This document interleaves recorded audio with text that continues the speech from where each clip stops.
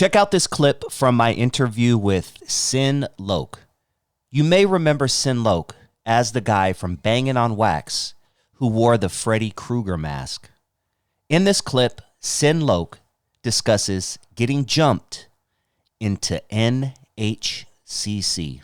And then one of the young homies was like, "You ready to be from the hood?" I'm like, "What you talking about?" And they was like, "You know what? About 18 cats started circling around me."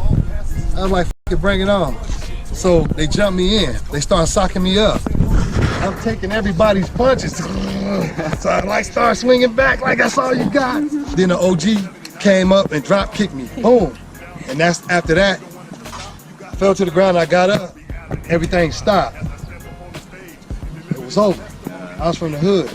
Then I looked down there. My cousins, Blue Rag, and my DJ, OG Homicidal Mo, they was coming down the bike to come and get me for dinner. And I'm faster than a cheetah. I ran down there and caught them. And this was my cousin who started me on the weed and everything. I ran down there and caught them and held them, and all the homies came and jumped them two in. So now, we don't be from different hoods, because if that wouldn't have never happened, it was a possible chance one could have been from Atlantic, one could have been from neighborhood. We'd all been from different hoods. We all end up being from the same hood with that happening right there. Even though I'm cool with every set to this day, much love to every set out there, Bloods and Crips. I did that because I got family on both sides, and if it wouldn't have never happened, I can't see myself going to kill my own family member, you know what I mean? Or going to the funeral because somebody else killed my family member from a different set and they are Blood or they are Crip, and I'm from both, I got family on both sides. Not to mention with the cocaine and everything, it took away our park and recreation because they was smoking now. All the people that train us and sign us up for football in the park recreation is now crackheads. And guess who they getting the dope from? You guys. The little ones that signed up for football, not even the old guys that's getting their hands on it and bringing it in, but because they were putting it in the little guys' hands. And we buy it from the older guys, so that keeps them off and keep the flack on us and off of them, right? Man, we sold dope to our park and recreation and people's mothers and fathers around here. And we didn't realize that we was part of chopping down the community. We didn't know it because it was money. All we seen was $600 in 3 hours of hanging out. Shout out to Sin LOC, the G that ain't no joke. That steady dipping still goes hard to this day, and I still play it when I'm feeling nostalgic. My homeboy lived right down the street from Kelly Park, right around the corner, in between Atlantic Drive, Kelly Park, neighborhoods, South Side. They're all kind of in the same area, but he was right there in the middle of Atlantic Drive and Kelly Park. And I remember like it's yesterday when somehow through the grapevine, we got the news that they would be filming Steady Dippin' at the park.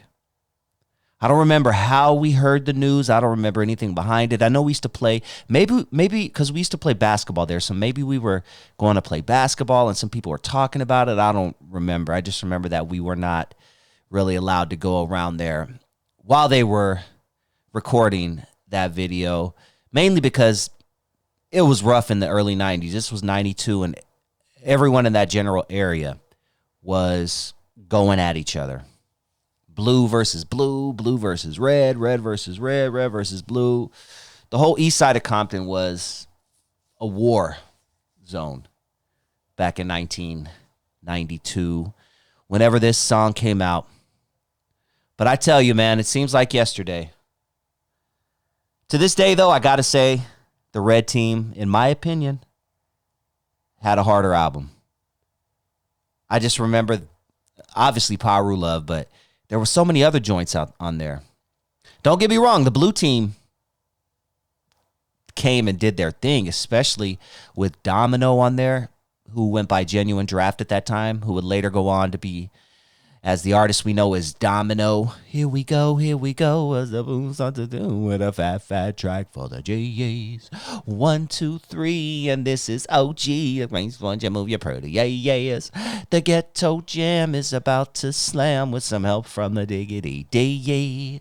As I see what's really going on, whatever. But that song was hard. Sweet Potato Pie. Domino was dope, but yes, Domino started on that Bangin' on Wax album. But shout out to Sin LOC. We had a great interview. We recorded it right there at Kelly Park, a place that Sin LOC knows very well, a place that he knew very well back in the day when he was growing up there. So shout out to him for doing this interview. Tell me what you think about the interview. I do appreciate it. Comment down below, and please hit that like button if you haven't already. And if this is your first time joining the channel and you like what you hear, please hit that subscribe button.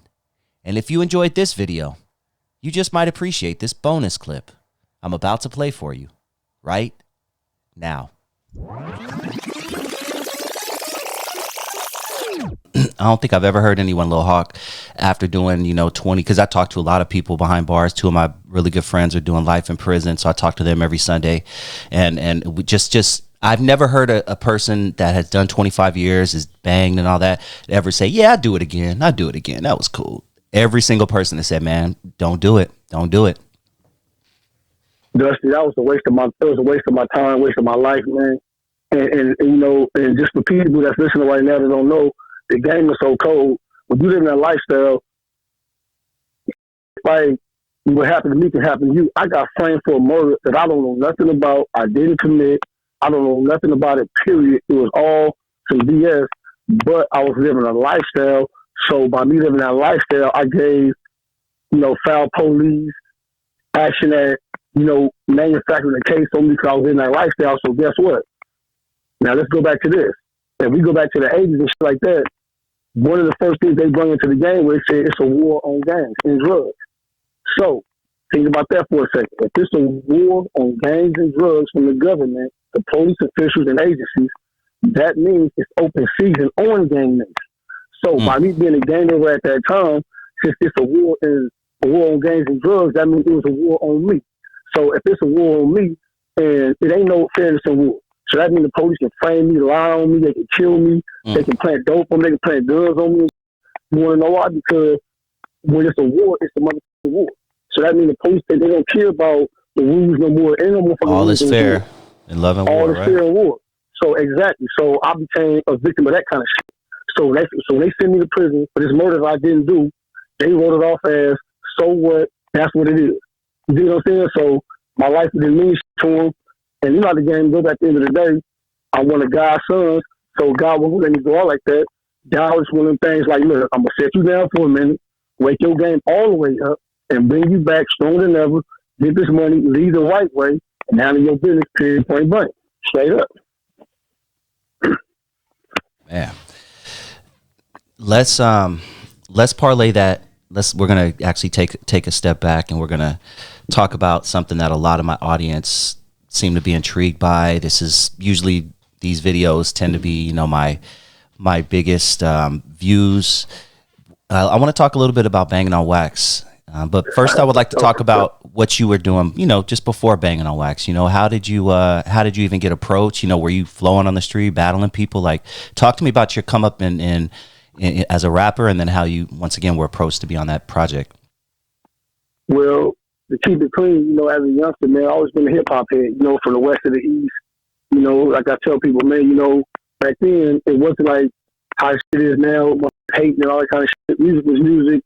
So I'm talking about, I go way back to like the Fat Boys, LL, Run DMC, you name it. And then being back west, from Mismaster Spade, Toddy T, NWA, on up, DJ Quick, Death Row, etc. So I'm a real hip hop head, so I always love to rap. So when, to keep it always clean with you, when NWA stepped on the scene, and everybody was an Eazy fan, including myself. Eazy was this type of shit, he was on top of shit, period. He had that look, whole image, and that was the lifestyle everybody was living. So quite naturally, I kind of like, went that direction with, fitting that kind of music and shit like that. So I used to like mimic like songs from him, like for example, like we came out with the Boys in the Hood. My first rap was the Bloods in the Hood. You know what I'm saying? I was just a youngster, but I would try to take as much of my own words to it as possible, but use Eazy-E style and kind of mimic him, kind of like, and as I started hearing myself, like, okay, hold up. So I started picturing myself being like, when I got older, the next, gangster rapper, like the next Eazy-E type of mother shit like that, because Eazy-E was a fool. He made that shit look good, he made that shit look gangster, period, point blank. And that's the life that I was glorifying as a youngster at that time. So I wanted to be like that type of shit. So I always knew that if I was gonna be a rapper, it's gonna be some shit like that. There wasn't gonna be no backpack rapper, no real MC type of rapper. Like even though I can really rap and I can ball up and shit like that, that's not really my style type of shit. I'm not like trying to be like the LL type of rapper or the Run DMC and them. I love them dudes, but that's they style. I'm from the West Coast, like this Eazy-E, Death Row, Tupac, all that type of shit. That's the shit I'm from. You know what I'm saying? So that's kind of shit I be feeling. So that's why I rap the way I rap, and that's why I do what I do. But that's kind of like one of the kind of things that kind of motivate me, NWA, shit like that. But Mommy Big Wise, rest in peace, you know what I'm saying? He was rapping way back when he was kids, so he been doing it. And I used to always see him doing it, but I never really took it seriously and shit. So I was like, okay, motherfuckers really doing this shit. So what I would do is, like, when I hear gangster beats or beats that I like, I started kind of start freestyling and shit. Because for some reason, I've always been good at poetry. Still to this day, I don't know why I'm good at poetry. I can freestyle for 10 hours straight without fucking up some heat. I'd be like, damn, I don't even know where this shit come from, B. It's like some magical shit. I don't wake up and I want to be a motherfucking rapper. This shit is coming to me like God said, I'm going to bless you with this talent. It's just whatever you do with it. You know what I'm saying? But I don't know where this shit come from. I don't know where these rhymes be coming from. I don't know how. Man, if you seen how I went to work with this shit, you would think you around probably pocket and you be like, man, this is crazy shit. Because I don't know where this shit come from, bro. I just know this is in my soul. I love music. And, it is a part of my get down. I'm a real street individual. So this is part of my whole get down type of shit. So just to talk shit on the mic, it's kind of like up my alley because I'm kind of like talking like shit that I've either seen, experienced, will do if I had to, or what I won't do, or just like I said, just a lifestyle period.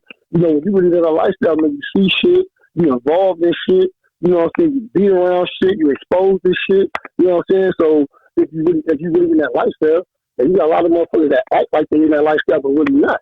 So I do that claim neighborhood, they can't even go to the neighborhood type of shit. I'm really from my neighborhood, man, but I'm not in present time with the bullshit or nothing, but I'm legitimately from that community, man. There's a lot of dudes that be claiming shit that just, for fame and for the wrong reasons, and basically false profiting the game and misleading these youngsters and just the world, period. And until the world get rid of them type of motherfuckers, there's always going to be some bullshit in the game. These people, these individuals that's pump faking, that's, like I say, misleading people with all this bullshit, and they not even legit. You feel me? So that's like the main problem too, though. Being misled by false prophets, bullshit ass rappers and shit. Period.